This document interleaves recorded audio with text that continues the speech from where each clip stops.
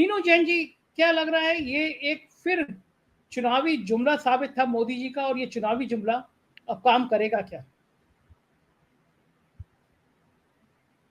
संजय जी, एक देसी कहावत है, गुड़ न दे गुड़ की सी बात कह दे। तो मोदी जी ने गुड़ तो दिया नहीं, लेकिन औरतें वो सोच रहे हैं कि औरतें लार टपकाती बैठी रहेंगी 2034 तक। 2029 भी गलत है, 2034 तक लागू नहीं हो सकता ये आरक्षण। वो कैसे? देखिए, आज निशिकांत दुबे ने इस आरक्षण की जो डिलिमिटेशन वाली बात है और जो अन्य सेंसस से जुड़ी हुई जो बातें हैं, वो धारा 81(3) और धारा 82 से जोड़ दिया है। उसके हिसाब से अगला डिलिमिटेशन अब 2031 सॉरी अगली जनगणना जो है 2031 में होगी। 2031 की जनगणना का एनालिसिस करते करते 2 से 3 साल निकल जाएंगे, तो 2034 का चुनाव भी निकल जाएगा इस चक्कर में। और 2034 का चुनाव निकलेगा तो अगला चुनाव आएगा 2039 में। तो 2039 में मिलेगा महिलाओं को 15 साल बाद। देख लीजिए कितने दूरदर्शी हमारे मीनू जी, कितने दूरदर्शी हमारे प्रधानमंत्री, कितनी दूर की सोचती है, कुछ सोच नहीं सकता था। जी जी। और जो ये 2026 के डिलिमिटेशन की बात हो रही है, ये केवल जनसंख्या आधारित है। उसमें जो अन्य देखे आरक्षण की जो परसेंटेज है वो बीच बीच में बढ़ाई जाती रही है ना, तो वो इसके दायरे में नहीं आती। इसका जनसंख्या से कोई लेना देना नहीं है। आज आप 2024 में दीजिए आरक्षण, और अभी जिसको कहते हैं ना आज दो अभी दो, महिलाओं की ये मांग होनी चाहिए। इसमें कोई रोक नहीं है मोदी जी के ऊपर कि वो आज दे नहीं सकते, लेकिन क्योंकि उनको देना नहीं है, उनको पता है कि दिया तो उनकी पार्टी ऑलरेडी बगावत में चल रही है अंदर, तो पता नहीं क्या भगदड़ मचेगी और क्या हो जाएगा, उनको मालूम है। लेकिन उन्होंने देश की जनता को और खासकर महिलाओं को ये समझ रखा है कि ये तो बिल्कुल मूर्ख है। जो आपने अपने इंट्रो में भी बताया कि थाली पीटी ताली पीटी दिए जलाए, उनके कहने से वो सोच रहे हैं कि इस तरह ये भी मान जाएंगी बेवकूफ औरतें। लेकिन अब सोशल मीडिया का जमाना है, सब सुन रहे हैं आपकी ये जो जहां भी डिबेट्स हो रही है उनको महिलाएं खूब तन्मयता से सुन रही है। उल्टे ये क्या हुआ है कि जो आपने कहा ना बैकफायर हो गया, मतलब ये है कि चौबे जी छब्बे जी बनने चले थे, दुबे जी बन के वापस लौट आए मोदी जी। हम मोदी जी का दुबे जी बन गया छब्बे जी से। तो इतना बेवकूफ ना समझे। और जो उन्होंने जो भी अगर इतनी हड़बड़ी काहे की, फीता काटने की भी इतनी जल्दबाजी क्या, थोड़ा सा एनालिसिस तो कर लेते। बड़ी अफसरों की फौज होती है, ब्यूरोक्रेसी किस लिए होती है, वो यही तो रिसर्च का काम करके देती है। और लेकिन मोदी जी किसी की सुने तब ना, बस उन्हें तो देना है आरक्षण। और जो आपने कहा कि जैसा कि अभी अनिल रॉयल साहब ने कहा कि वो अगर आप पिछड़ी जाति की महिलाओं को आरक्षण नहीं देंगे, जिसमें कि खाली इन्होंने शेड्यूल कास्ट की महिलाओं के लिए, शेड्यूल ट्राइब्स के लिए रखा है, तो पिछड़ी जाति की महिलाओं को नहीं देंगे तो बाकी बचा हुआ कहाँ जाएगा?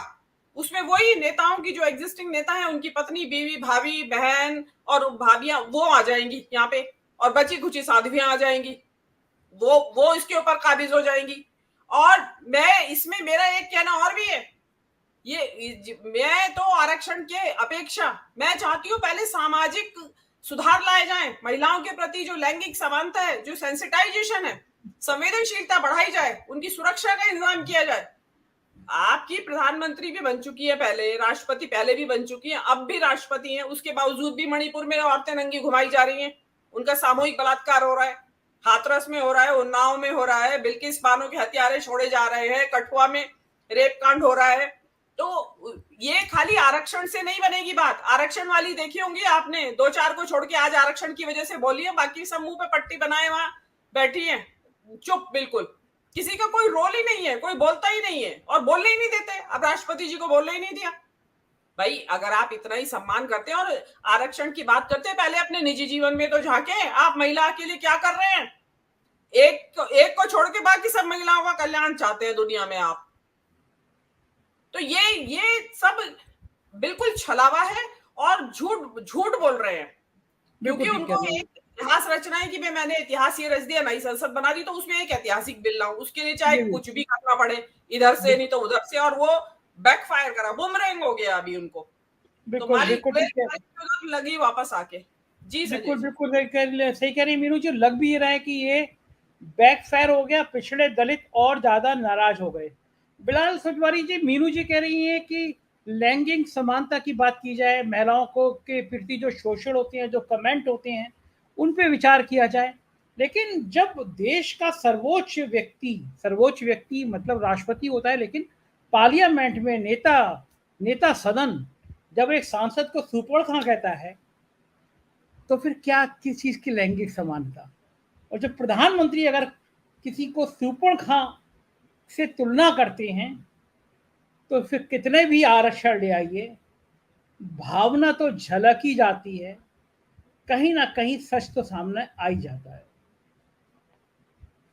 देखिए संजय जी, मैं सभी लोगों को बहुत ही गौर से सुन रहा हूं।